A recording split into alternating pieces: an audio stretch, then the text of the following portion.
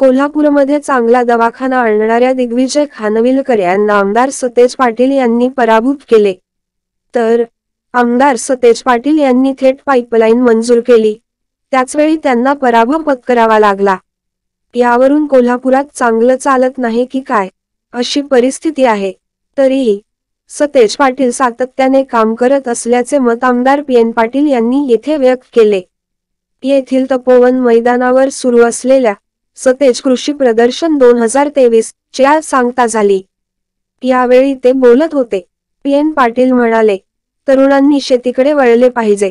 यासाठी त्यांना एकरी जास्त उत्पन्न कसे मिळवता येईल याचे धडे दिले पाहिजेत. कृषी प्रदर्शनाच्या माध्यमातून हाच हेतू ठेवून तरुणांना मार्गदर्शन केले पाहिजे. परदेशात शेती कशी होते, त्यासाठी कोणते उपाय केले जातात याची माहिती देऊन उत्पन्न वाढीसह चांगली मिळकत होईल असे कृषी ज्ञान देणे महत्त्वाचे आहे. कोल्हापुरात सतेज पाटील यांनी थेट पाईपलाईनसाठी चांगला पाठपुरावा केला. मात्र काहीतरी चांगलं करत असेल तर ते सध्या चालत नाही अशी परिस्थिती आहे. तरीही नेटाने आणि जोमाने काम करावे लागते. आमदार सतेज पाटील म्हणाले, गेल्या 2 दिवसात धान्य महोत्सवामध्ये सेंद्रिय गूळ 3.5 टन, इंद्रायणी तांदूळ 5 ton 700 kilo, Ajara Ghansal 12 ton, सेंद्रिय हळद 1 टन 600 किलो, जोंधळा जिरगा तांदूळ 1 टन, नाचणी 1.5 टन आणि विविध बियाणे 600 किलो विक्री झाले आहेत. शेतकऱ्यांचे उत्पादन थेट ग्राहकांपर्यंत पोहोचला आहे.